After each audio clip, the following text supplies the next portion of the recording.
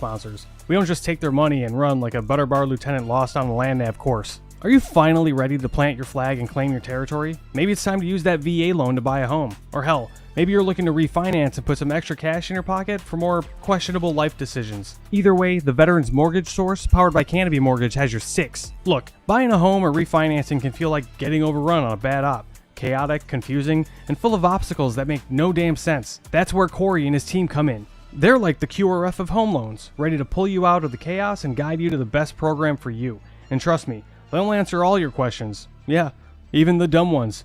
Whether you're a salty vet or fresh out of barracks still trying to figure out where your TA-50 went. Great service, solid rates, and a team that actually understands the military life. That's why all of us here at Veteran Trash Talk trust them to do right by every veteran and their family. Ready to lock it in? Give Corey a call or shoot him a text at 808-699-7874. That's 808-699-7874. Don't wait. Unless you like overpaying and getting treated like an FNG. The Veterans Mortgage Source is powered by Canopy Mortgage, LLC. All loans are subject to credit and property approval.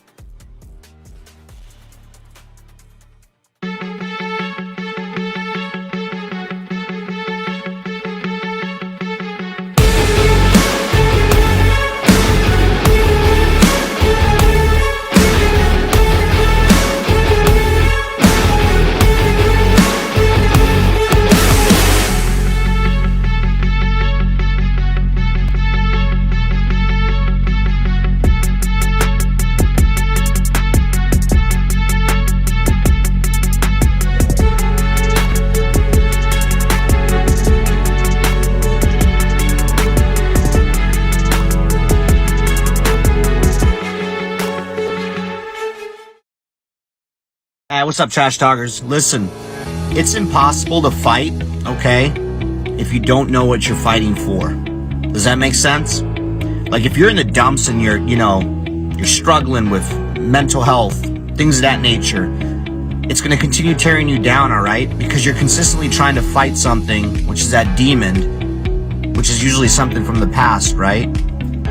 Maybe that why needs to be fighting for your future. Let that be your why.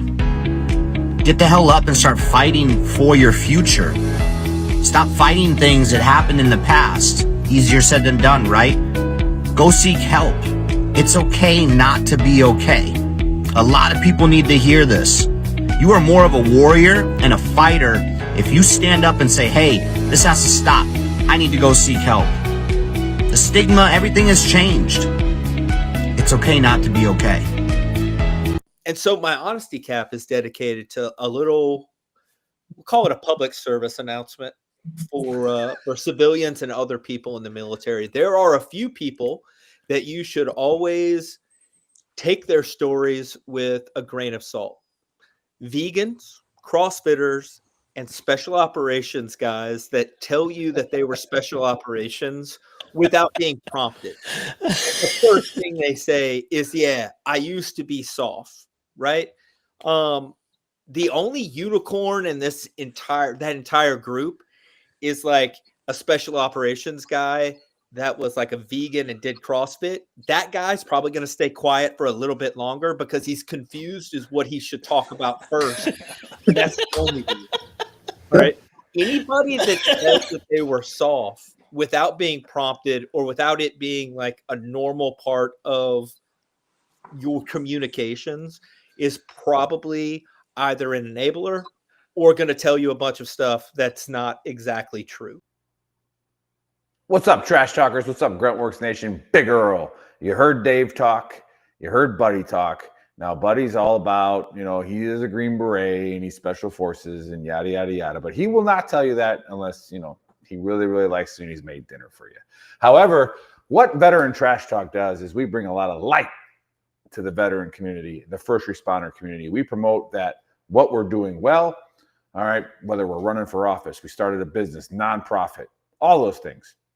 Veteran Trash Talk is a super clean page. We got Gruntworks if you want to go there and raise a little hell a little bit, but we are here to promote veteran-owned businesses. So the show you are about to watch is a veteran or veterans or a spouse of a veteran or a child of a veteran that's doing great things in the community, and we need your help promoting them and getting them all the success that they need. All right, guys, enjoy the show.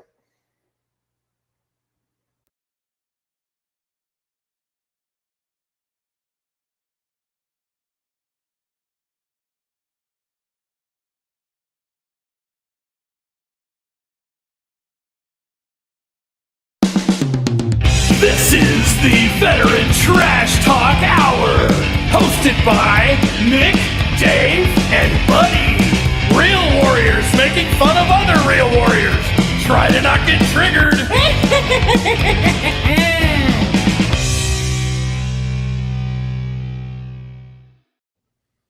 What's up, Trash Talkers? What is up, Gruntworks Nation? Welcome to Season 3, Episode 13 of the Trash Talk Hour. Special guest today is Dan Fitzgerald, former Army officer and CEO 40 Paddle. Well, 40-40 Paddle. 40-40 Paddle, I don't know. Our buddy and the Big Earl. Let's get this dumpster fire started. Yeah, I mean, Happy we don't know what Saturday. time. We don't know if that 40-40 place is ever going to be open or what time it's going to be open. Well, Very on time dope if it place. does, that's for sure. Yeah. Definitely late as shit. So, I mean, yeah, Well, Nick, it let me is tell what you it is. something. I just had a flashback, just absolute flashback to Ranger School. Yeah, My first break between Derby. I don't know went how to my you sister's passed. place, and I fell Yeah. asleep. And I woke up after a nap, and I was like, "Oh my god, I've got like 2 minutes to be there." And that, like, Yeah. I just had that flashback a second ago. Literally, like, sat down. So, fellas, thank you for having me. I know, like, I'm a touch late, but glad to be here. No, Good, I you would made get it. on You you, made but it. I have fallen asleep prior to the show starting, and all of a sudden, like, wow, wait. I just saw my phone. We I was always like, get "Oh confused my when the god!" time changes happen. Yeah, that's when we get confused when the time changes happen. Yeah. How you guys All doing? good. All good. Good. Good. How are you?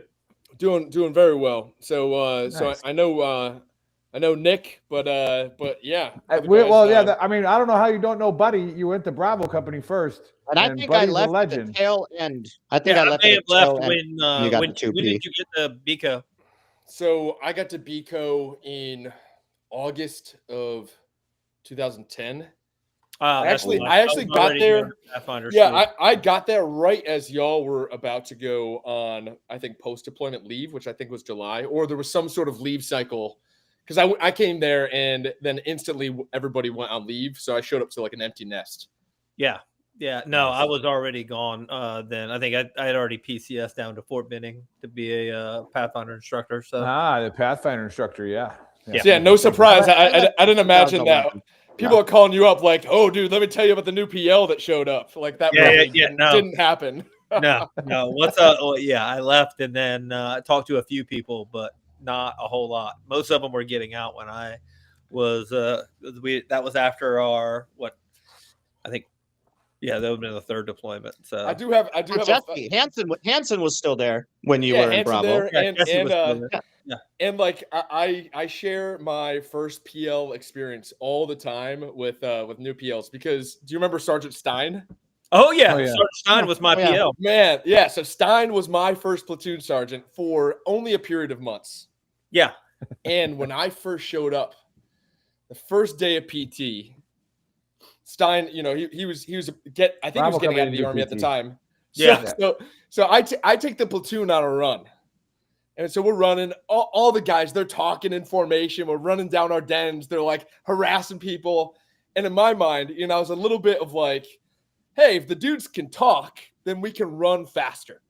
And so I start picking up the pace. And then from the back of my formation, I hear, hey, sir, why don't you slow the fuck down? And I'm like, That wouldn't happen in Charlie Company. Are That you wouldn't happen in kidding me? Charlie Like Company, that just second came platoon. from Just saying. so literally You couldn't have ran fast enough. I pulled the formation around. I'm like, and I was a little bit of a hard head. I went to the Citadel. So I was like, which one of my NCOs just said that? And one of the squad leaders was like, sir, it wasn't an NCO. I'm like, you mean to tell me one of my soldiers just told me to slow down in a formation run and nobody, so I went nuclear on him. But what was great is Stein was a real hard ass, right? And so Stein came up to me after and he's like, hey, heard what happened with the platoon. He's like, honestly, props for how you handled it. And like, he's like, I'm happy to give the platoon off to you. So like, it was actually like a little bit of a funny. So the getting PL that would have checked. been did you replace Hutch? Hutch, yeah. Stein made him cry on a daily basis when we were deployed. Stein was tough, man. It was Hutch's fault every single time, but he made him like he would come out of the platoon CP when we were deployed wiping his eyes and like snot bubble crying, but he did things like forget his weapon in the planning bay. He once forgot an interpreter at a checkpoint. I mean, that's okay. Yeah, like to the point that we had pulled off. And the interpreter was riding with Hutch.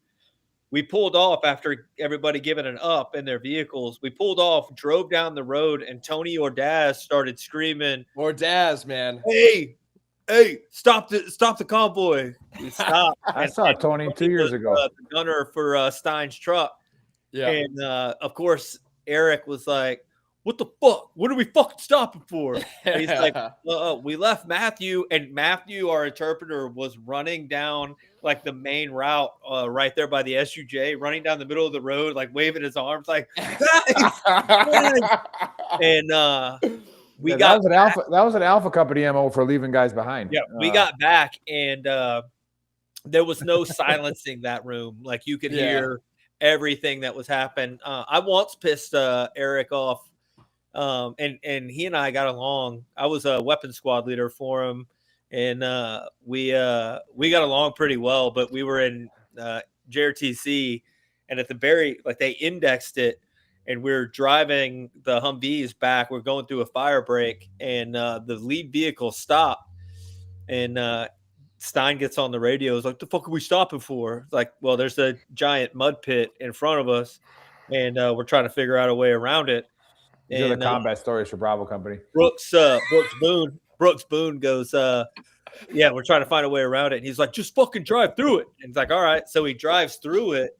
Well, the bottom of those Humvees had skid plates, those giant metal skid plates. Of course, and as soon as it hit the mud, it created like a huge suction. That truck wasn't going anywhere. So we were stuck. We had to wait for a 88 to come out and pick us up. And while we were waiting, since we were indexed, we started jumping off the back of the Humvee into the mud and just fucking around. And he was fine with it for about 10 minutes. And then he got pissed and pulled all the NCOs over to the side and started screaming at us. And we were all just like, it was like, you seen that movie Black Sheep where he's spraying them off and he's like, I'm a baby. And we all like mud down our faces, and he's screaming at us, and we're just like, yeah. Well, you thought it was funny for a second, but goddamn. Yeah. No, that's good, Eric, buddy. That's the most excited you've been since you've seen somebody on the show, like as the guest, and what it's triggered in you. I like that. Well, dude, I mean, all these guys like a lot about back in the day. That was emotional. Memories, you know. I mean, he went to 2nd Platoon Bravo. That was really heartfelt. The second best company, first best company from 2000, first best platoon in the battalion from probably 2005 to 2004. I heard you guys won a salsa night competition in Samara. And then you were in Samara, you were in Spiker, second best from 98 till then. Yeah, maybe 98. Maybe 98. Nick, who's your PL at that time? Best one. Oh man, in 2000 and what? 9? Was that still 9? 2010. No. So I showed up in Dave Frost. Right? Dave Frost had Cole. With me. We had old Cole. Yeah. Old Coley-Wog. I think he was. No, but I don't remember Cole. It had to be somebody else after Cole. Like I remember in ACO. I thought you were talking about Charlie. Seco. Who did we get? Spicocci? I think it might have been Spicocci came in after him. Yeah. But he was a little younger I left than me. before that. Yeah. And then I got fired and sent to ACO. That was fun. But then I got sent over to ACO, but you weren't there when I was there, right? I went over there as the XO. Yeah, I was over there. Yeah. So I took over when Hernandez got wounded. I took over his platoon in Afghanistan. Yeah. But that was BCO. No, that was ACO. That was old Mike Orloff. Oh, no. You're right. That was it. I get my ACO time and BCO time mixed up. Yeah. Sounds like you get a lot of times mixed up. Yeah. So I'm getting the vibe from the show. So this is just Nick just being in the corner saying his wise remarks. Like the whole show is just based on hey, I'm just gonna harass the guys in the corner. That's old Nick for you. Okay, I'm with you now. Just like any other op order. Yeah. Whose fucking idea was that? That's stupid. Yeah. You're gonna put the guns where? Yeah, that's a good idea. So, yeah. All right, what we got? What do we got, Dave? What do we got for the conspiracy? This is a fun one. There's a lot of data on this one, so you guys might have heard about it. First, I saw it on Joe Rogan, and then I started researching on TikTok. It's everywhere on there. And then Sean Ryan had the actual guest on, go figure, and they spoke about it as well. Have you guys seen the laser DMT experience? And like, kids, don't try this at home, but I guess people are doing this experience on TikTok live, and like it's actually working. So basically you shoot this laser at a wall, and the video explains it. And then on DMT, you can see code, and you can like see through the wall, and everybody's experiencing the same shit. It's fucking insane. Just play the video and then we'll go from there. So if you bought like a DeWalt laser level at Home Depot and it paints that line across the wall, and then you put something in front of the laser to kind of diffuse it. So you take it from being a really thin laser line and then spread that sucker out so it's like 6 inches wide, big fat line of laser on the wall. And then you get somebody that's on DMT or psychedelics, almost any psychedelic, I think. When you look at that, you can see, number one, you can see through the wall. You can see through the wall. You can see through the wall. Where the laser is, or just through the wall? Right where the laser is, you can see through the wall. You can even put it on your arm, and the code changes on your arm. If your arm gets in front of where the wall is, the code is completely different. Are you what? I didn't believe this. So this was viral on TikTok. Someone stole the TikTok video and reposted it on their X account. I saw this guy. His name is Danny Goler. And he's one of my good friends if you want to have him on. I'm listening. I'll put you guys in touch.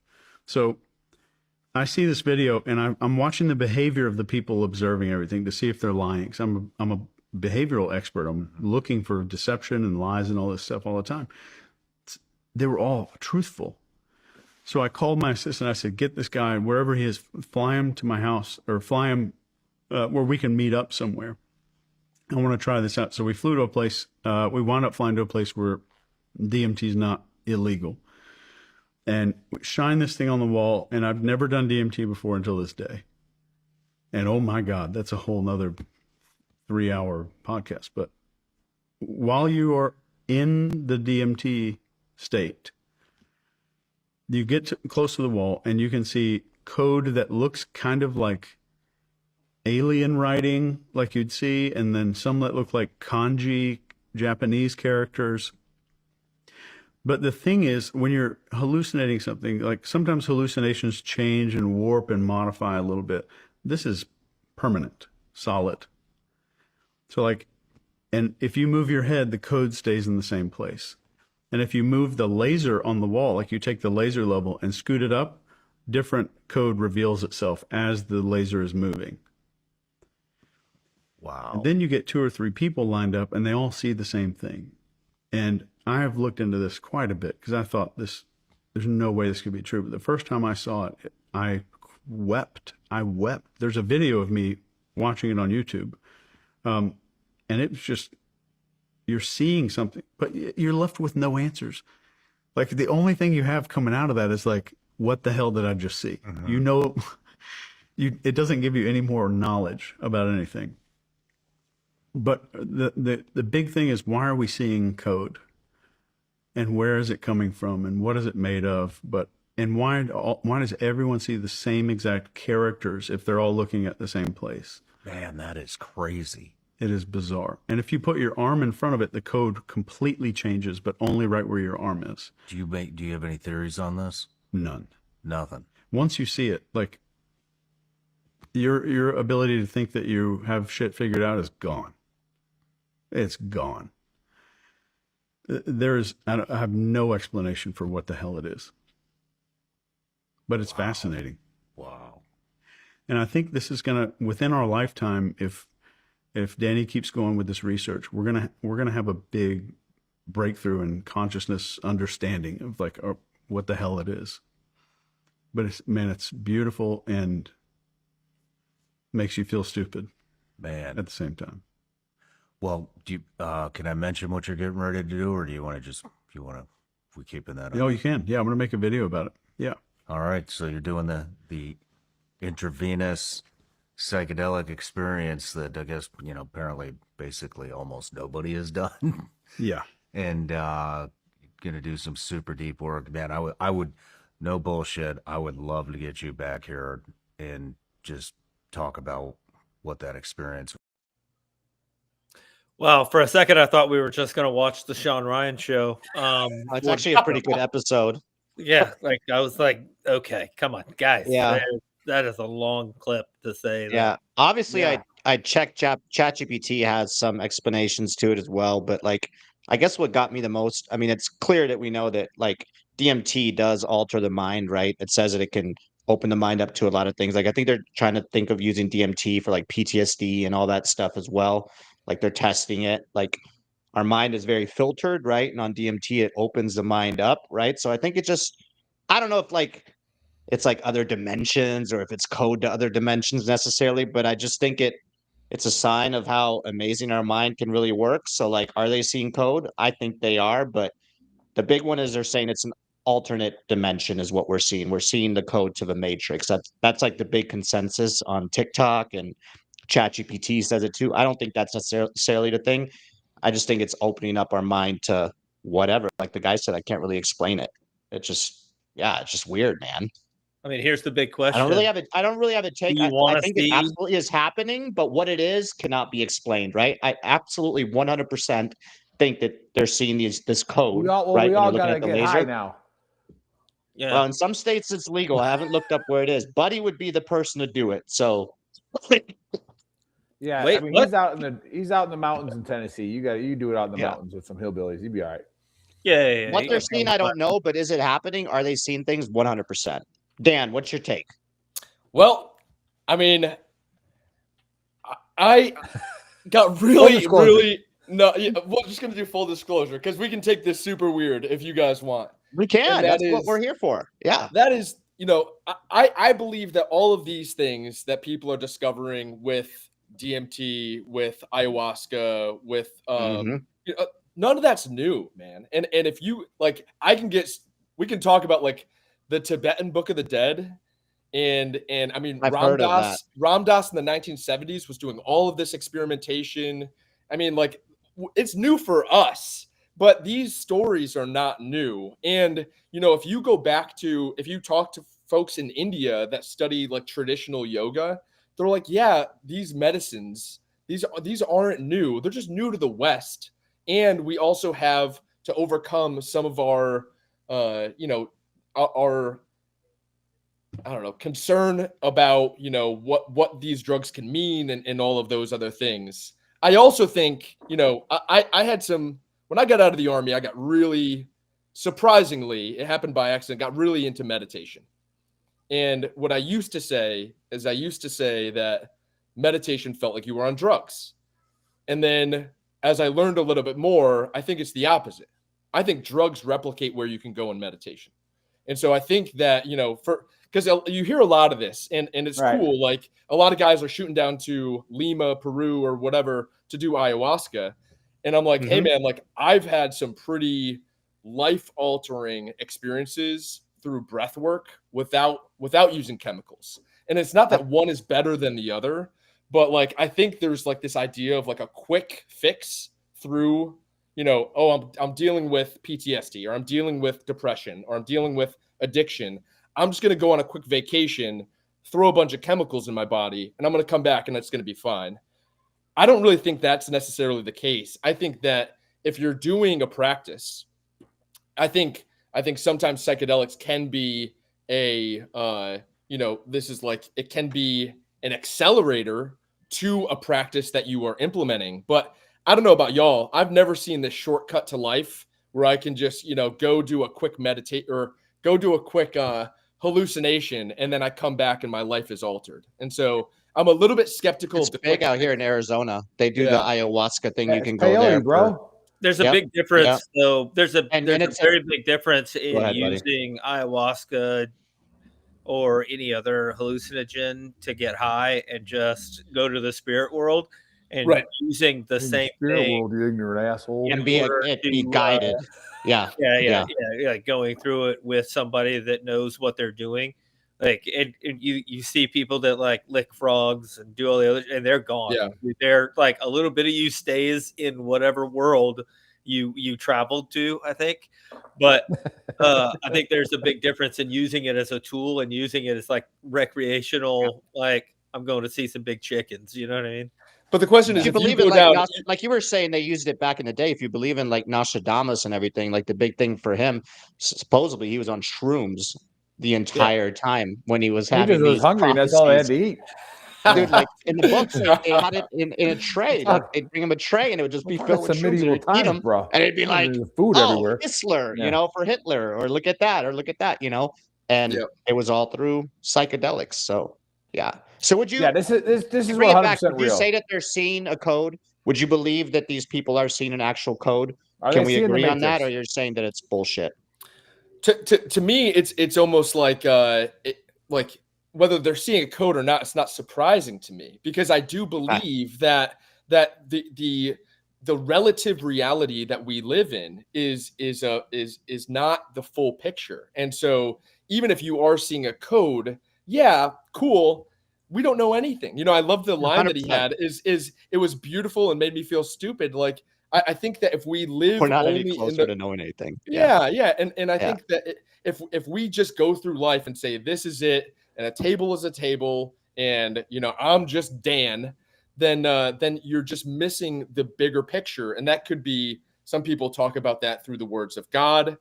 Some people talk about that through the universe theories. But like, I think that the evidence is there that we have this very sliver of relative reality, and if we wanted to go deeper, that we're gonna continue to be awed and amazed and wowed, and there's gonna be some beautiful things in life. So you're saying you see the Love that code. take. You see That you is see the good. Matrix. We're not I'm seeing saying it it's right now. Matrix. We're just saying, yeah. That's a good take. I like that, buddy. What you got? I can imagine that it's probably real. That's fine. The worrisome thing is that, like, we're gonna do all this, like somebody's gonna do a bunch of research, and then if you can figure out how to manipulate the code, you can pretty much make anything possible, right? So, which You're going real deep. is real wild that. if somebody that you don't agree with gets the ability to manipulate the code, and then like the world Damn, is that's real a deep. place. You know what I mean? Yeah, I mean, If you- yeah. Is that what if you kind of guys- black cat? I don't What even kind of think black half of our cat? It's viewers important. understood what you were trying to say with that, buddy. Yeah. Yeah. There's this The book that Marines is didn't get that. What does he mean? Manipulate. What is that? there's a book called Autobiography of a Yogi, and it's written by Yogananda, Paramahansa Yogananda. It was written back in the 1920s, and this book is like, talk about just absolutely destroying your thoughts about knowing how the world exists. And so these sorts of things are trickled all throughout that book. And so I think, to me, I watch the video and I get excited, right? Because I want anything that takes, Dan's idea of how I think the world works and just starbursts it and just reminds me that, dude, you don't know anything. Like, I love anything that is going to continue to just break up my rigidity and my own skull. Yeah, I like that. And I was sitting there at dinner with the CEO and founders of Haptech a couple of days ago in Orlando, and I was telling them we started this conspiracy thing, and we covered how pigeons aren't real. They're government spies. We're covering that global warming isn't real either, because if it wasn't real, then if it was real, there'd be no money. But we got to get deep. We got to, and so cheers to the Haptech guys. I think they're tuning in and listening. But I explain to them that Hollywood is the answer for everything. I say this on 90% of the conspiracies. Hollywood puts things on TV so that it makes us, like you're saying, get into that state where, yeah, of course it's real. Of course that's normal. I've already seen this. I've seen this play out already. right? So Matrix. The Matrix. Yeah. Matrix. Like, shit's real, bro. They made 5 movies about it, right? They didn't just like come up with it. But the real thing is somebody from Hollywood, because I live near Hollywood now, that I know, I will not say his name, says that he does certain things with this guy named Elon, right? And Elon comes up with 98% of his shit on these trips. So I got to say it's 100% real that you definitely see some kind of code. And then, there's Conrad, and then we got TJ checking in from Nebraska, Dan from Texas. But Conrad, let us know. You think you see code on the walls when you're doing DMT? I think we are 100% real. But so Buddy volunteered. He's going to do it, and we're going to document it. Yeah. And I remember volunteering, but I mean, yeah, you volunteered. You were just volunteering. You were just volunteering. Buddy has to bounce. Buddy's got to go to a Christmas parade. However, before Not you yet. do, I just You still got want time. you to hear what I'm upset about in the Book of Earl. So the Book of Earl is real simple. It's how you should live your life. Write everything I say down, and everything will become very clear, much like you're on DMT if you just do what I say. And it comes from my old shortcomings and what I usually get upset about. I'm super triggered. I get triggered all the time around this time of the year where it's deer hunting season, right? Like, and everybody's like, I'm a deer, like, this is deer hunting time. And if you hunt with rifles, I don't really care. Like, you suck. You're not a real hunter. And then 2, how in the world can you live in Wisconsin and not kill a deer in the 2 weeks that you're in that lodge? How is it possible? All right. Like, you're not a deer hunter, bro. If you go to a state where they pay you, they give you 40 doe tags because you have to kill something, right? Like, you're not a hunter. All right. You're just going up there and wasting people's time and then not doing things that you're supposed to be doing. And then the second thing that got me was I was in a conversation on my golf course with a couple of boomers, and it was about the housing market and how they're getting upset that they can't sell their home. And I was like, well, you dipshits own all the property. All right. And you think that listing it for $5 million, you know what you've done? You've turned off 3 generations of people who don't want to buy a house now. All right. One, because they can't even afford it. Okay. So it's all your fault, boomers. All right. I want you to think about that. All right. You run all the property. It's your fault. You drove this market up. Right. And the realtors on this show, like Dave, will tell you that people are wanting to list houses for unreasonable prices. 100%. They are, but the problem isn't that boomers are trying to sell their house for millions of dollars. There's tons of problems, right? Right. Well, one of the big problems I'm saying the is boomers complaining about the prices. The demand for 4,000 square foot houses was through the roof, and people bought a bunch of 4,000 square foot houses, and then they're trying to sell them. Well, the people that want to buy houses can't afford $200 a square foot for 4,000 square feet. They need 2,000 square feet, and there aren't enough. We've already heard your minimalist. That's not minimalist. We've heard this. Are you buying a house because you need a place to live, or are you buying a house because you want to close the rest of or you want to code the rest of the world out from your matrix because you're just going to live in your 5-bedroom, 2 bonus room? You're missing the point, buddy. I'm talking about it triggered me when the boomer was upset that nobody was buying his overpriced house. Based on inventory. Right? I'm like, you don't get to be upset, boomer. You don't get to be upset. Also based on the interest rates. I mean, you don't get to be upset. Who's in charge of the interest rate? It's also based on location. Fucking boomers, bro. All right, they're the ones that location is a big one. Right? Location is a big one because, like, if you're buying or selling in Arizona, the market's still popping. Location. It's true. It's true. Maricopa County, where we're at, is one of the largest growing counties in the U.S. like 4 years in a row. I'm not here. So California. So the book of Earl goes. The book of Earl goes to thou must embrace the free market. Yeah. Okay. You must embrace it. You can't like it when it works for you and hate it when it doesn't. All right. Sure. So the free market, you've made it this. All right. You've made it this overpriced market, and the free market's going to change it a little bit because 3 generations of people don't want to buy. I will say, as someone who's in the buyer's portion, it's a nice time to be a buyer. It is definitely a buyer's market. Mm-hmm. Yeah. Mm-hmm. All right, well, buddy, get out of here. That's also go away. Depending on location. Yeah. Go away. Yeah, All right, but I'm out. anyway. Go to your parade. But anyways, We'll see you, buddy. Buddy was supposed See ya. to. Buddy was supposed to Love you, buddy. introduce Dan, but didn't make it. Didn't. He was actually upset that Dan did not know who he was. And in fact, took over the platoon. And he's like, "How in the hell does he not know me?" So I, being the awesome person that I am, have found somebody else to introduce. No way. Dan, and we're gonna bring him on.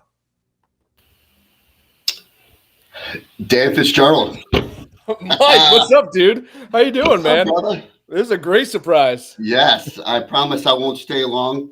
Obviously, Nick and I we talk often. He reached out and said, "Hey, Dan Fitzgerald, my best XO, who got his truck stuck on day 2 and was late as day 1, but turned out to be a rock star officer for me, kicking ass overseas." Anyway, I hear you're doing some great things. Again, I just got off my DMT high, so I was reading the code. The code said, "Hey, hop on real quick and then jump off."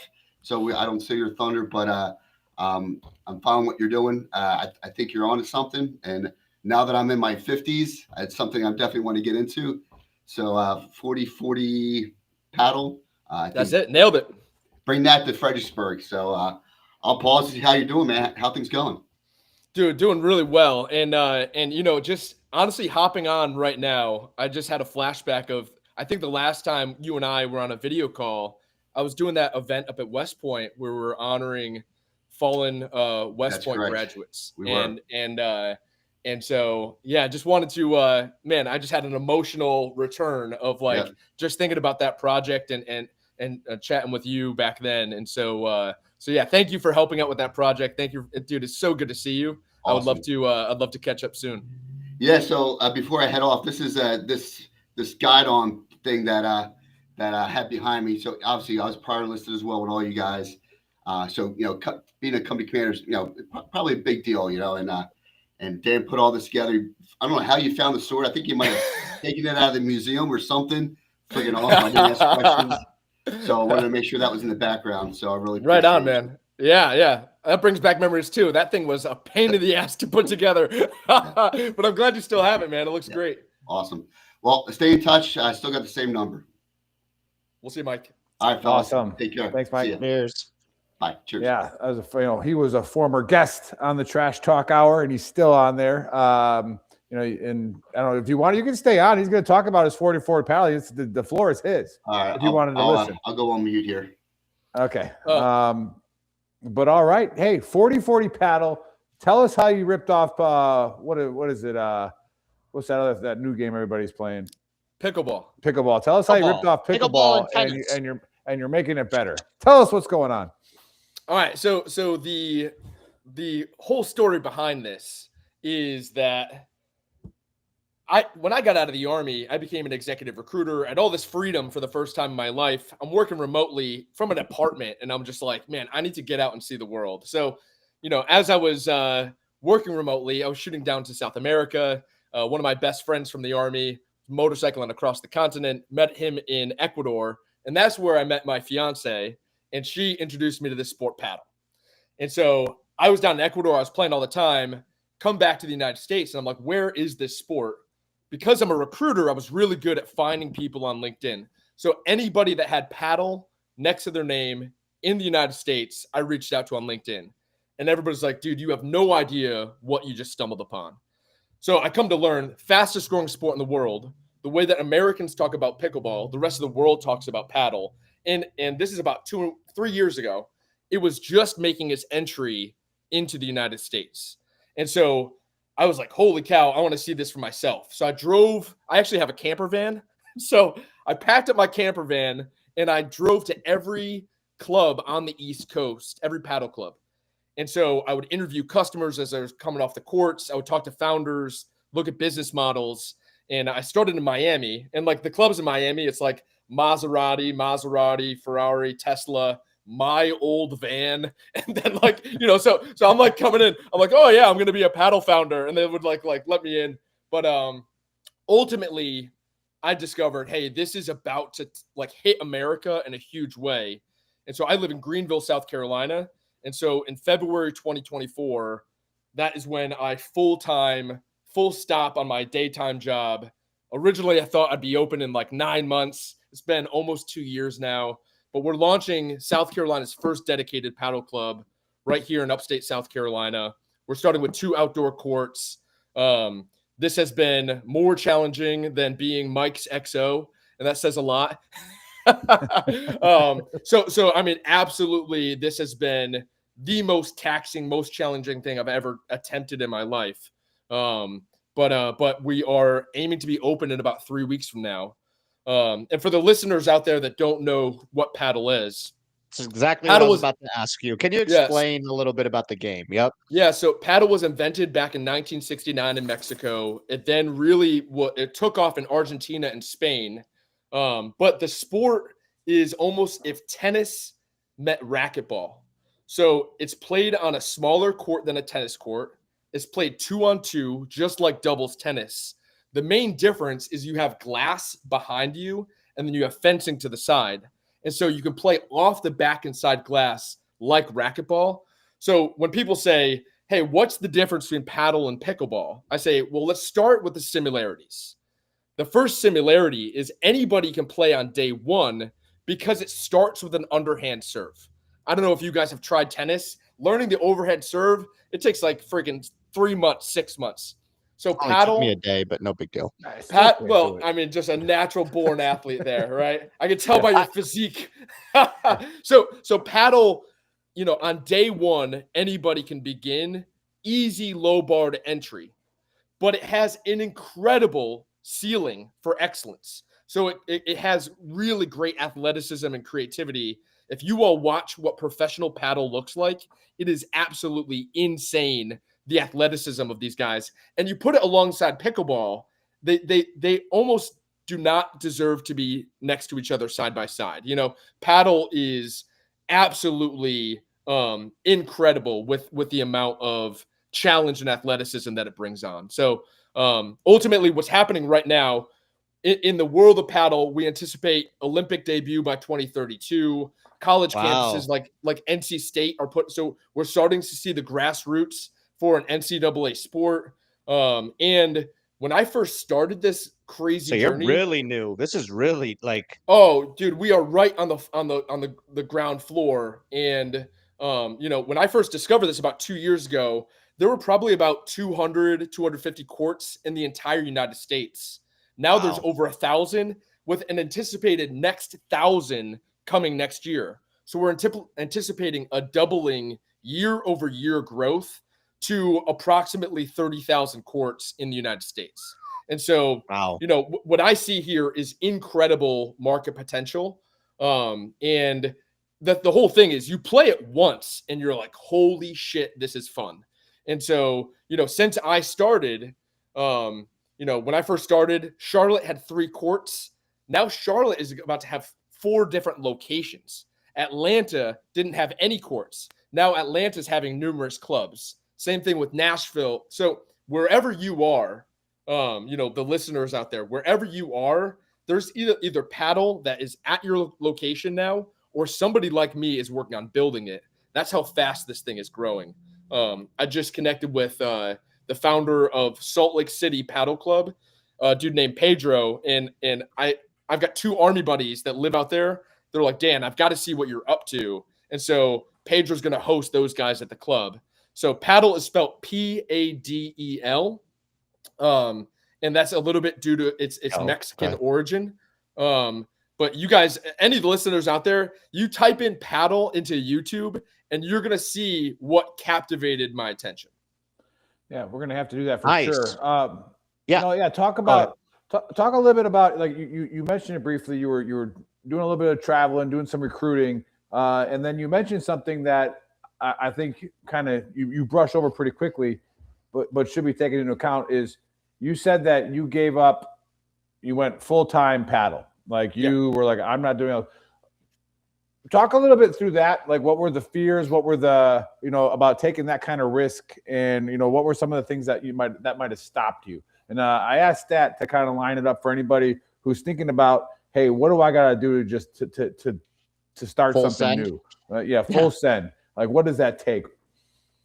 So I was trying to open this thing on the side, right? And so full-time recruiting, and then also trying to build financial models, trying to build all it. There was no way that this was going to happen, and I don't have a co-founder.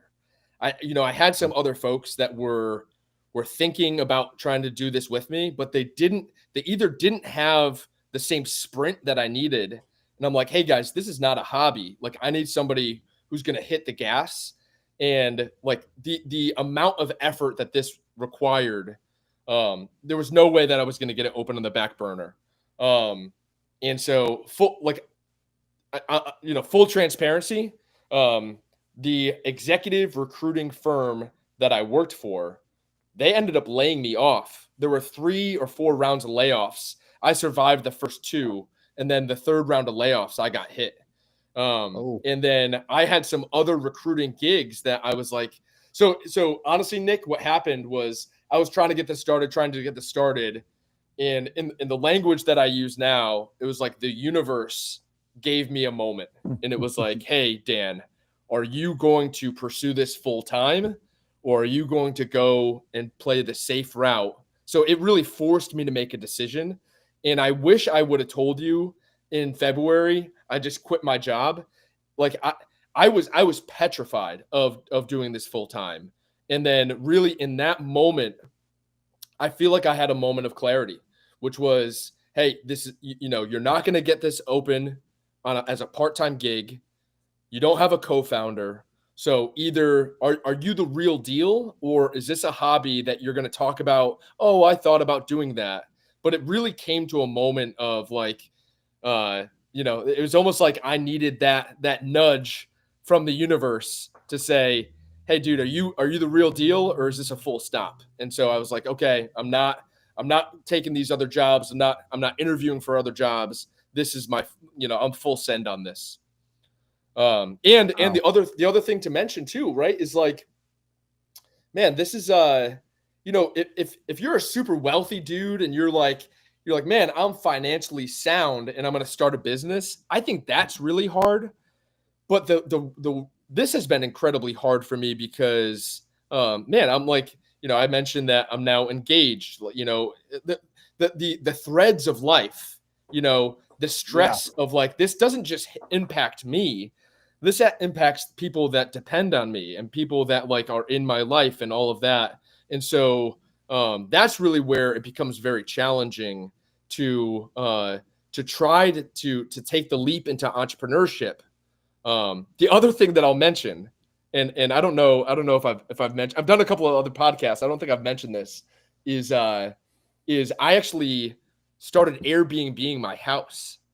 And so I started living in my camper van Monday or on the weekends. And I would rent my house out because I'm like, I don't have enough money to cover my rent. So like, I was like, I'm going to try to stretch my finances as much as possible. And I did that for like 9 months. And sometimes I'd have like a longer booking on Airbnb and I'd be in my van for like 3 weeks. It's like, I don't recommend that. Like, don't try to start a business from a van. No, but what you are telling us is, and what you're telling the audience is, you can't, there's always something that you can do to make what you want happen. Correct. Right. And it might not be what you want to do, but are we keeping the same end state clear? The path is going to change multiple times. Do you remember the movie, The Untouchables? Sean Connery goes up to like young Kevin Costner and he's like, what are you willing to do? Right. Like, that's the question, man. It's like, if you're trying to start a business, my experience has been whatever I have as a line of like, man, it would be really hard if I'm asked to do this. Like, I've had to self-fund the majority of this until I brought on investors. And that was my question for you. Yep. Yeah. Every Whether single VA, thing, business loan or anything, but yeah. Every single thing that I thought, man, am I willing to give the final measure? I have been asked and then have had to step over that line of comfortability to get to the point where I am now. And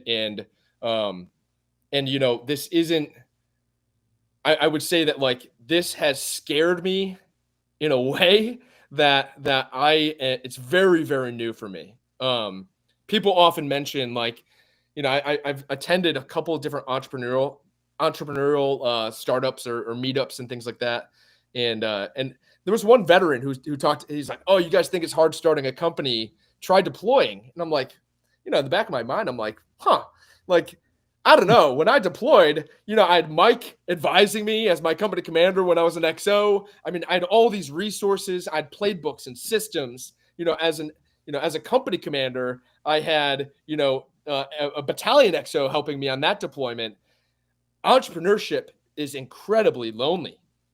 And there's no like, you're learning things on the fly. You have to almost shed any degree of ego that you have and say, I'm going to ask stupid questions. I'm going to chat GPT everything. I'm going to read book. I'm not going to depend on, well, I was a successful Army officer, therefore I'm going to be a successful entrepreneur. Like, it's almost like I have to take myself down to ground zero and say, I just need to be hungry and learn, and then apply, some of the processes and the discipline of the Army to then succeed.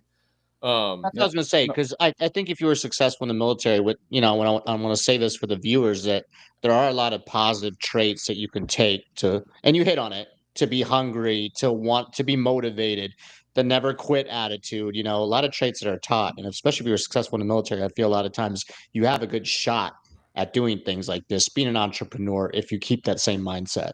So yeah, it was very important that you mentioned that. Yeah. I keep wanting to give it, like, man, I just having Mike on the show right now just keeps giving me flashbacks. And so as Mike's XO, I was a young officer, went up to Mike and back then it was, "Hey, sir." And at times and what Mike did phenomenally as a company commander is he empowered me to go make things happen. So, and early on, I would come back to him and say, "Hey, sir, so I tried to do this and we can't make it happen." He said, "Dan, don't bring me a no if a yes is out there. So go find the yes." And Mike was a hard boss, straight up. And it made me so much better as an officer.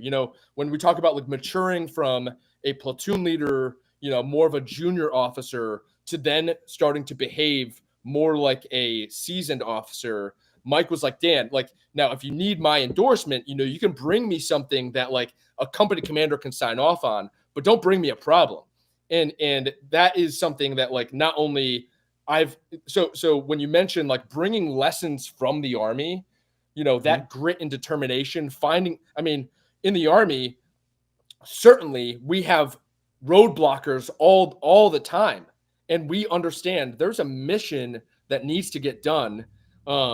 Even deploying to Afghanistan. I remember when we first deployed, we went on a GRF mission and they said, "Hey, you only get what is it? Strack, like your basic load for ammunition. You don't get." And I said, "We're doing air assaults. Like, I need door bundles." And they said, "Nope, you don't get door bundles because you haven't expended any ammunition yet."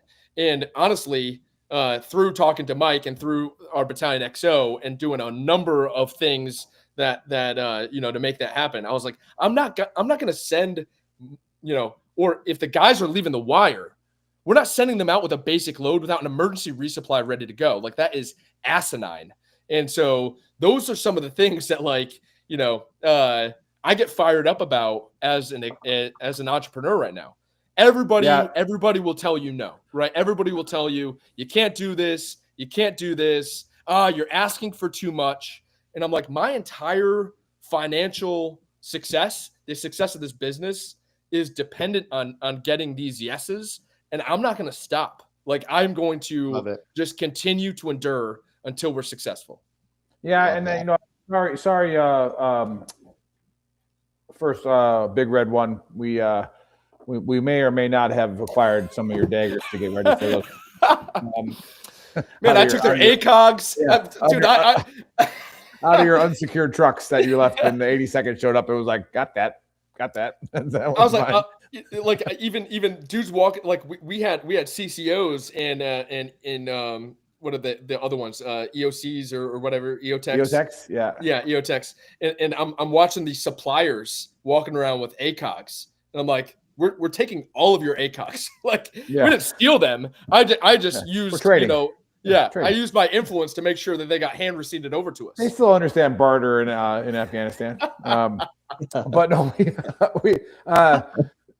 so securing investors, I saw that's what got my attention to you on LinkedIn. And again, I'm talking to a lot of veterans out there, or not veterans, people about to become veterans. And I'm like, do you have a LinkedIn page? All right. And a lot of them say no, especially on the enlisted side. I'm like, okay, go get one. All right, go get one, and then just get on it once a day. Use AI, use ChatGPT, search Paddle if you want, but like you will start to find people that are doing things, and then you take a little bit of it. So I saw you on LinkedIn, and you were holding a big check. All right, talk about that feeling. Talk about that. Yeah, well, your first comment about, because I want to be as helpful to the viewers as or listeners as possible, is LinkedIn is the tool to put your name out there. And so if you are neglecting your LinkedIn, you are shooting yourself in the foot. And especially as a recruiter, I would go through LinkedIn profiles. I would go through LinkedIn profiles all day, every day. And then I would be outreaching people. And now I was on the executive side, so mainly building out like C-level teams, but LinkedIn is critical. And the other thing is, you don't have to redesign, like, don't try to make it up. What role are you trying to find? Do you want a job at Google? Go find a Google profile and see how they're telling their story, and then try to replicate that. And you don't have to sanitize your military experience and say like, oh, I was a chief operations officer. I'm like, dude, you're a PL. Like, just say you're a platoon leader.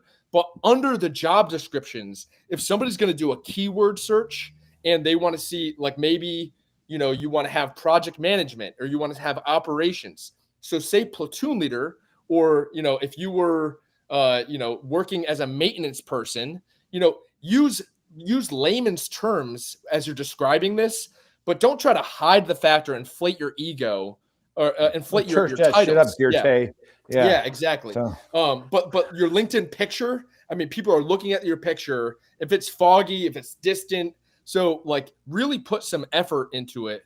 I had some buddies and some of my single buddies. I'm like, dude, you're spending more time on your Hinge than you are on your LinkedIn. Like, put that time on your LinkedIn and less time on your Hinge, right?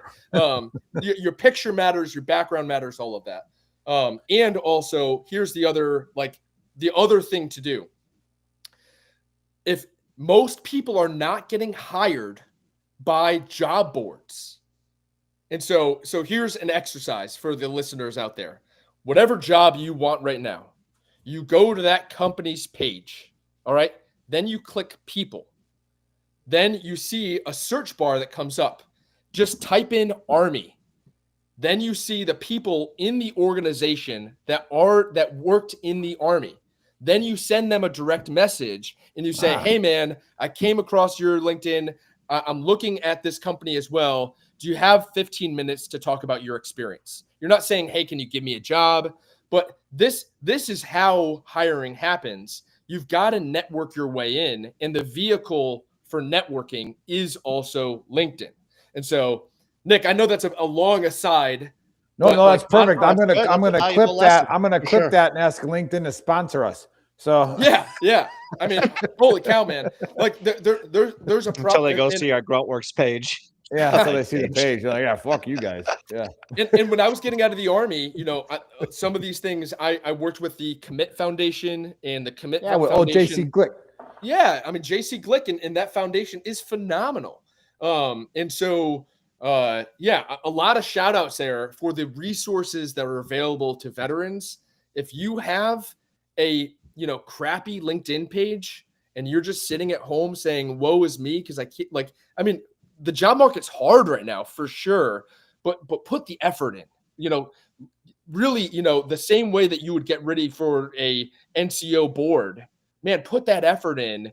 Nobody's looking for you and saying, thank you for your service. Let me give you a job. It's just not the reality, That's perfect. Yeah. All right. So you had mentioned about me holding a big check, right? And so, the quick story, as I was trying to just gain more mentors and resources, there is another program called Score Mentors. Mentors are not military affiliated, but they try to hook you up with somebody who can help you, just like, build your, my business plan or whatnot. My Score mentor, he's like, why don't we set up a meeting at the Upstate Warrior Solution here in Greenville? And I'm like, oh, is that a veteran foundation? He's like, yes. So I was like, I'm a veteran too. So I get to the Upstate Warrior Solution. I meet with him through the Upstate Warrior Solution. That's where and just to give them a quick plug. Yeah, do that. The Upstate Warrior Solution is a phenomenal nonprofit here in upstate South Carolina. Their goal is to meet veterans wherever they are. So for our veterans who are struggling with substance abuse, homelessness, they have great resources for PTSD, family, all of that stuff, all the way up to, successful businesses and people that are trying to either get to an exit or early entrepreneurs, and everywhere in between. They've got recreation programs, all of that stuff. And through Upstate Warrior Solution, the very first meeting, I got invited to an entrepreneurial meeting, and they're like, hey, Dan, are you ready to pitch? I'm like, oh, shit, I didn't know I was pitching. Gave a quick pitch event, started networking to their community. They have a entrepreneur mentor, former Navy SEAL named Jack Sterling. So Jack and I started meeting, then became very close with the president of the Upstate Warrior Solution. Long story short, Upstate Warrior was able to give me a bridge loan before I brought in my equity investors for $25,000. And, they not only did I meet with a panel, did I present financial models, it was a rigorous process. They did their due diligence. But, ultimately they said, hey, we want to help you get to the next, let's just say the next phase line.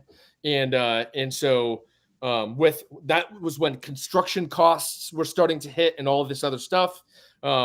I was pulling some money out of my retirement savings to cover bills, which I don't you advise. Guys, you officers, you get that loan from USAA. So we're us enlisted guys. We're not too upset that you had to pull a little bit of money. 25 grand. But big shout out to them. You're not wrong, Nick, right? I know. There's about five guys that got out as captains because they didn't take out that loan, and I was their platoon sergeant, and they're a lieutenant. I'm like, take that loan out yet? They're like, no. I'm like, take that out and buy Bitcoin. All right, and this was back like in 2016. So I'm still waiting for my. The karma should come. They should be giving me checks, but this is what it is. So, talk real quick about the sport in itself. I mean, you obviously kind of explained it earlier, but what's the cost for like a regular dude that's watching us right now and says, "Hey, pick this sport up"? Like, I'm going to go up to what's like the gear requirement for it and all that? Or like you want to go to one of these courts and play. What are the costs of that? Yeah, really good questions. And so what I would say is it really depends on where you are, right? And the thing that's driving that is real estate. So if you're up in New York and Connecticut, I mean, it's expensive to play. It could be up to like $200 for 90 minutes of play. Now that's divided between 4 people, but that is pretty expensive. Same thing down in Miami. What you're seeing, and this is the same thing that happened in other countries where when paddle first comes into a country, often it comes into the most affluent neighborhoods, the most affluent communities, and then it starts to trickle down. And so, one of our main things at 40/40 Paddle is that we want South Carolina friendly prices, and we're not trying to deliver, we're not selling exclusivity. We're trying to sell inclusivity. And so what I'm not going to do is I don't want to break the bank. So we have peak and non-peak times. And so generally for us in South Carolina, for non-peak times, it'll be about $15 per person for an hour. During peak times, it'll be closer to $20 per hour per person. So very, very much the same as going to the movies, going to a yoga studio or something like that. And what you often find is that people, they really enjoy playing for 90 minutes. That seems to be the right amount of time. And the reason I say generally about $15 to $20 is we're still pre-launch. We I mean, if it goes up or down a dollar amount, like that could happen. But that's generally our pricing for rackets. Rackets end up being, on the low end. You could buy an inexpensive racket for under $100. I was going to ask you, is it the same racket that you? Yeah, but what kind of racket do you want to bring is it in? the same? Okay. Is Yeah, that the what same kind of racket? racket do you I've want to never bring in played to strike pickleball fear? either. Is it the same thing? Is it the same thing? No. So a pickleball racket feels more like a ping pong racket, just a little bit longer. This you can see, like, this is thicker, it's heavier. This is a carbon fiber racket, and I want to give a shout out. We actually just Dunlop. Almost looks like the size of a tennis racket. No, tennis would be like A little bit. out to I guess this tennis high. is. We can't really tell on the screen. Yeah. And tennis would be Dave's stringed sizes rackets. are always a little off. Especially when It's like Braveheart. Some men are larger than others. Upside, bro. But yeah, I mean, so shout out to Dunlop. Dunlop is actually Dunlop Racket Sports is based right outside of Greenville. We actually just brought them on as a partner, and so they are hooking us up with demo rackets, with coaching rackets, and talk about like an international brand that is now going to co-brand alongside 4040. It's huge for us. That's huge. Yeah. So they don't need equipment. They can just rent them from you guys then. If you go to our website, on our website, it says like no companions, no equipment, like, no experience needed. Right. And what's the website? It's 40 FORTY. So 4040 paddle, PADEL.com. And the reason for 4040. So when I was down in Ecuador is where I really started playing a lot. I grew up as a tennis player. I always thought deuce will play 2 more points. And so paddle has the same exact scoring as tennis, but the more ubiquitous ruling is at 40-40, you play the next point wins. So I liked to give a shout out to same scoring as tennis, but 40-40, it's golden point. So next point wins. So that's a little bit of like the genesis of our name. And also there's so many paddle clubs opening right now. It was so freaking difficult to try to get a name trademarked. I had to find a really clever name to be able to get trademarked, which also speaks to the growth of the sport. Right. Then that are was you one guys thing I was have going to say. Like, what's instructors next? Because if I like, go ahead, Nick.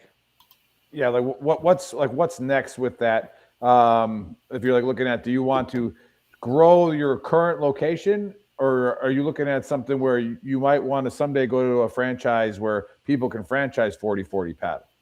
It's a great question. So there's a reason I didn't. Never answers, Nick. Just good questions. Yeah. So the reason I didn't name our club Palmetto Paddle or South Carolina Paddle is because we're building for massive expansion, right? Okay. And so right now, as you know, for our internal investor team and all that, we just launched 2 outdoor courts, right? And that's what we're opening with. Now, in the tech world, what we would call this is our minimum viable product. So we're starting with 2 courts. The entire reason for doing 2 courts is to get to our first club. Our first club will be 6 to 8 courts with at least 4 covered courts or indoors. Because right now it's raining in South Carolina. I want an all-weather club. But, this is a playbook that I've seen. If we look at Park Paddle out in San Francisco, they started with 2 courts. Now they not only have 2 indoor clubs, but also an outdoor club. Same thing in Philadelphia. They started with 3 courts. And so there is a playbook of starting small and then using that to prove the concept in your market and then expanding. And so my growth thesis, or like our goals, is like we want to get to 5 flagship clubs in 5 years. And that might sound crazy, but that is the growth that's happening right now in the UK. and the UK is about 2 years ahead of us. So behind the scenes, we're launching our 2 courts right now. Behind the scenes, I'm looking for 1.5 acres to 2 acres to either build courts that have a cover. I'm also looking at industrial spaces to get into to get an indoor club. Indoor. Very nice. Very nice. And there's so much market opportunity that, like, you know, I've had to just prioritize. It's like, you know, coming off of your like high payoff target list, right? Like, we have to have some sort of focus here. And so our focus is, I believe, the 5 top population centers in South Carolina: Greenville, Rock Hill, Columbia, Myrtle Beach, and Charleston. That is my high payoff target list. And what we're looking to do is we're also looking to build relationships into the universities. So when I look at Furman University, Clemson, University of South Carolina, Wofford, Coastal Carolina, Citadel, University of Charleston Southern, University of Charleston, like those are, we want to build the really the foundations. You know, you and I all know, like, hey, if a sport is going to make it in the United States, it's got to be a college sport. So I can't just think about 40-40. I need to think about the maturation of paddle in the United States. Oh, perfect. Yeah. Hey, Dan, That's all my Dan. Yeah, Mike. So how are you competing with pickleball? Like, are you putting your locations where there's not a pickleball center? Like what's the ratio? Like, are people starting with pickleball and then they're playing paddleball, or what's how's that dynamic work? It's a great question. So our first location is actually co-located at a place called the Pickle Yard. The Pickle Yard is 6 indoor pickleball courts, and I what I can tell y'all is, like, I have hit the jackpot with the people that I have been lucky enough to surround myself with at the Pickle Yard. So the Pickle Yard is predominantly a bar restaurant. The guy that's in charge of the food, he has an untouchable reputation here in Greenville, has numerous Michelin starred restaurants. The guy that is the landlord and founder of the Pickle Yard, he's a former professional tennis player. He plays paddle himself. And so ultimately, we see this very collaborative type relationship. Now, I'm leasing land, so I haven't done a rev share. I'm leasing the property from the Pickle Yard. But when it comes to our booking platforms, we're both using a booking platform called Playtomic, which is the top paddle booking platform in the world. So what we want is for a user or a customer to come down and say, hey, maybe today, you know, I'm hanging out with my wife and kids. I'm going to play some pickleball. Tomorrow, I'm hanging with the fellas. I want to play some paddle. I can use the same platform to do both. So win-win right there. That's what we call a win-win. Love that. Yeah. And so I believe that a huge portion of my player base is going to be former pickleball players. I also believe that there is a population of tennis players that put their nose up to pickleball because they're like, it's plasticky, it feels like Fisher-Price. And for those folks, they would love paddle because you can put a lot of spin on the ball. Yeah. It's more athletic. And so, and then there's also the demographic of, like, my fiance had never played a racket sport in her life. Her entry into racket sports was paddle. And to the important thing about that is 50% of the world's players are women. And so we're going to do ladies programming. I mean, if you see in Miami, half the courts, like if you go and play squash or racquetball, it's mainly like older dudes. It kind of feels like a gentleman's retirement type. I don't want to talk bad about it, about the squash. Boomers. We already covered the boomers today. Yeah. But paddle has this very youthful, very it's young men and women. Mixed doubles is really big, and so I think it's got this cool factor that I really haven't seen in other racket sports. Yeah, because normally you have to attract. You guys can have instructors out there, like for somebody who's watching. Like, obviously, you explain the rules. You could put the rules on a board, right? But first one in South Carolina. So like the only people that know about it there are individuals that have played it in different states. Otherwise, they've never played it. So like, what does it look like for somebody that's watching and says, "I'm going to try it out whenever it opens"? Right in March, you said February. No, what we're was the open in date? like three weeks, man. We're like Three we're like right. So yeah, right even there. like, yeah. and they're watching. They're like, "I want to go in there, but I have no freaking clue what I'm doing." Right. You Right. know, It's like a who's great going to question. teach me? Are there lessons? Like, what does that Yeah. look like? So there's a very like affluent, private, kind of country club, more retirement community about 25 minutes north of here called the Cliffs at Mountain Park. And the Cliffs really became like, they've got some of the best golf courses, you know, in the Carolinas. And so they built 2 paddle courts. Their racket pro called me and said, Dan, we don't know how to play. And so I've been traveling up to the Cliffs. I'm a certified paddle instructor. I actually trained because I had a tennis. Was that from the University of Phoenix? How'd you get that? Well, the cool thing is because I Central was Texas. Yeah, because I was playing in Ecuador. I mean, the Ecuadorians, South Americans are just nasty at the sport. So I got pretty good pretty quickly by just getting my ass handed to me. And then I went through a certification program here in the United States. I'm not a pro, you know, and I will never be good enough to be a pro, but I am an instructor. So if you know, even somebody that is as unathletic as Nick and maybe, you know, doesn't pick up things quickly, I could take a Nick. And, well, this is what I don't get play a Nick. pickleball. I don't play pickleball because old women beat me in that, you know. So I ain't having that. I'm staying on top of the world.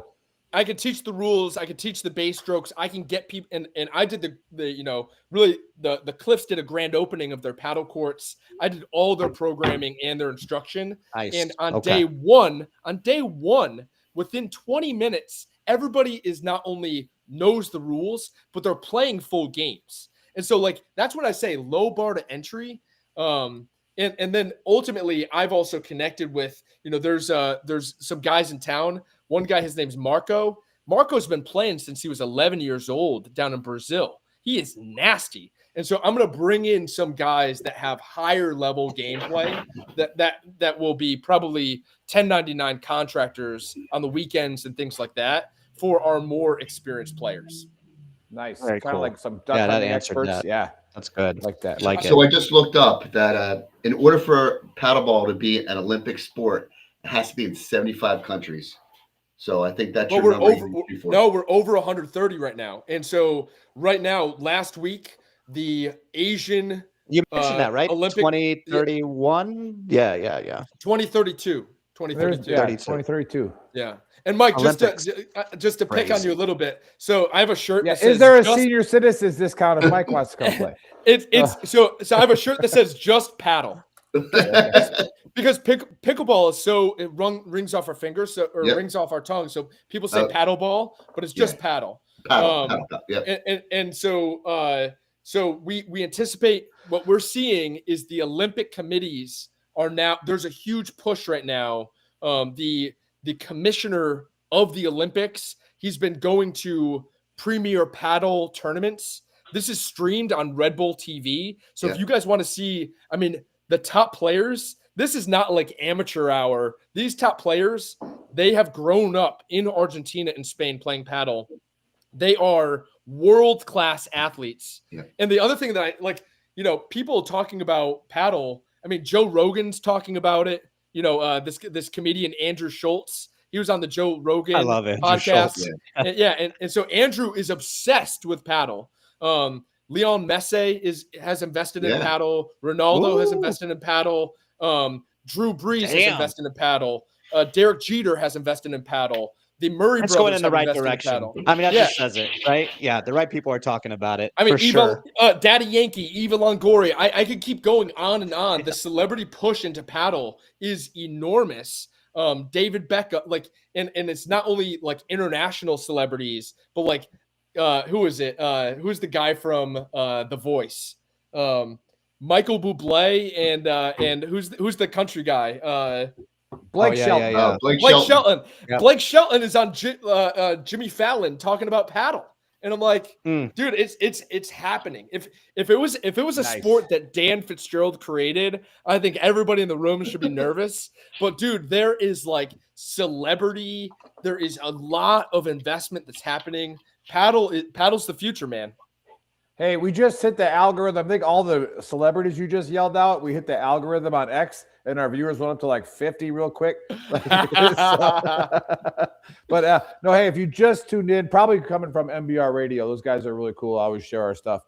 But if you just tuned in, it's not paddle ball, it's paddle. All right. And it's right now the first one in South Carolina. Our man Dan Fitzgerald has started. And so if you're in South Carolina, go check it out. It's not that big. You can drive there. But I do have to clarify, is there really an upstate South Carolina? Like, are we trying to sound a little bougie with that? Nah, man, that's a thing, dude. South Carolina is South Carolina, right? It's called the upstate. It's got nice beaches, man. Got nice beaches, yeah. No, Dan, I used to live in Asheville, Dan, so I used to go to Greenville all the time. Yep. Right yeah, on, there you go. Right yeah, dude, I gotta get like so. I mentioned Upstate Warrior gave me a $25,000 starter loan. We got to get them on the show, so get me connected with them, and we'll get them on the show. I'll connect you with them. They're awesome dudes. Yeah. I also am headquartered out of. They've got a beautiful building. I'm headquartered out of the building, and I'm going to do veteran events quarterly for free. And so, I actually have a buddy. I'll do them for free. Get somebody to sponsor them. Dude, y'all got to come down and once we get up and running, I'd love to teach you guys the sport. We're in 100%. Yeah, we're in. We can do a show from there on a Saturday. Like, it'll be fun. Yeah. There's also a I want to give a shout out to my buddy Stephen Harper. This is another thing to search. Military adaptive court sports. So Stephen started. He was an officer in the Navy. He taught adapted racquetball for disabled veterans until he learned about paddle. Now Stephen travels America and he teaches paddle specifically to veterans. And he goes to Philadelphia, to New York. This dude is absolutely awesome. And also, one of the beautiful things about paddle is you can play in a wheelchair phenomenally. And so when I think about some of our amputee veterans or some of our veterans in a wheelchair, even outside of veterans, people that are, athletes from a wheelchair, paddle is a great sport. And so wanted to give a quick shout out to Steven, give a shout out to Military Adaptive Court Sports. And that might be, for some of our listeners, that might be the way that you first play the sport. Is connecting through he goes to the VA and he's like, hey, he coordinates the space. He goes to the VA. He tries to link in with the veteran population and he brings it all together to teach paddle. So there's phenomenal human beings out there that I'm meeting all through this sport. Yeah, we'll have to do we'll do something out there in South Carolina, but then get me in contact with the two people you're talking about, the upstate, and then your naval officer. We'll see what we can do to help them out. Our reach is pretty big there, but no, I think we can do the AAR. I know we ran past time because it was awesome.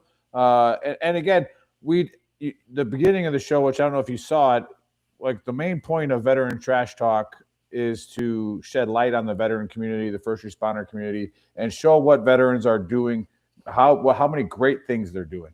So if anybody's sitting out there thinking about starting a business, thinking about, going full send, I mean, you just heard a story. It might not work out for you, it might work out for you, but you just keep sending it until it does.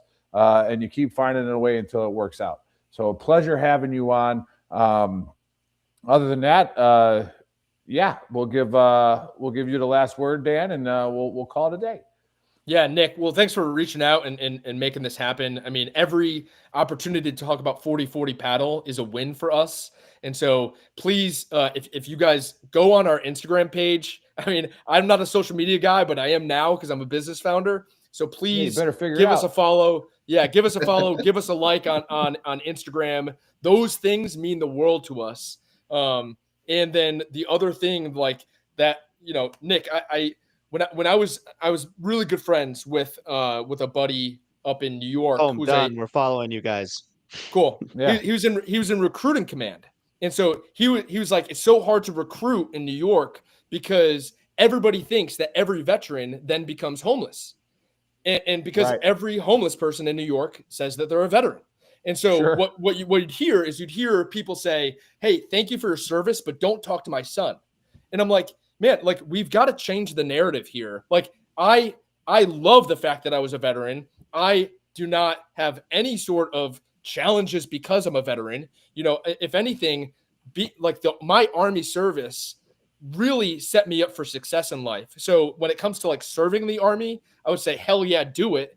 And then the other thing too, is like, we have to be a little bit more mindful in the veteran community, not to say, you've got to ask me about my deployments and you have to coddle me because I might have PTSD. Like, no, you know, most of us have served, you know, and even if some of us have PTSD or some of us have an issue transitioning, it doesn't mean that we're not phenomenal employees, business founders, you know, enablers in a community.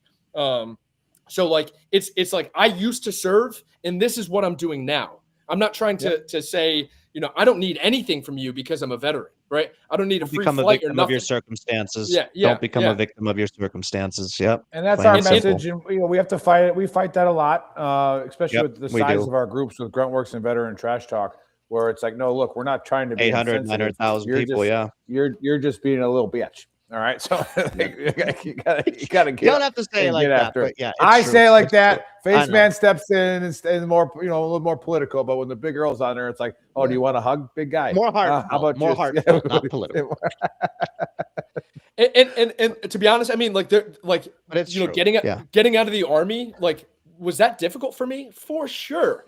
My entire identity was wrapped in the Army, and there was a whole untethering of like, you know, trying to like, was that a tough transition? Absolutely. And I had people that helped me out. I now love helping other people out who are making that transition, but that's not so different. You know, I've got two sisters that are social workers. You know, it's going to be tough when they transition out of social work. You know, I've got a cousin who's a Major League Baseball player. It's going to be difficult when he transitions out. I mean, transition is part of life. We have to be careful not to think of ourselves so differently than, you know, my dad was a cop, you know, and it was difficult for him to leave the force. Like, this is just part of life. You know, I give my hats off to anybody that served in uniform, but we also can't say it's only hard on us and life is harder on us because we served. So that's my last plug. That's my last. Well, I like it. I like it. Well, I mean, Mike, this has been awesome just to see you, man. Let's reconnect soon. Awesome. Great seeing you. Guys, thank you for having me on. It means the world to me. And if we want to do a future one, I'll show up on time.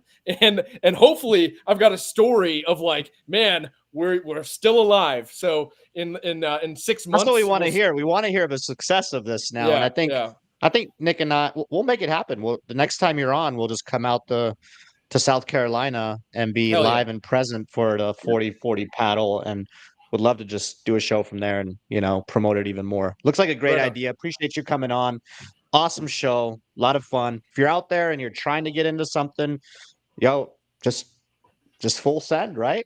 Full send. It takes a little more than just a full send, right? Because if you're failing over 1,000 times, maybe course correct. I don't know.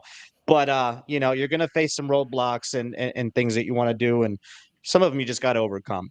But if you tuned in late, go to VeteranTrashTalk.com. That is the website. That is where you can get all of our links. You can rewatch and re-listen to this show.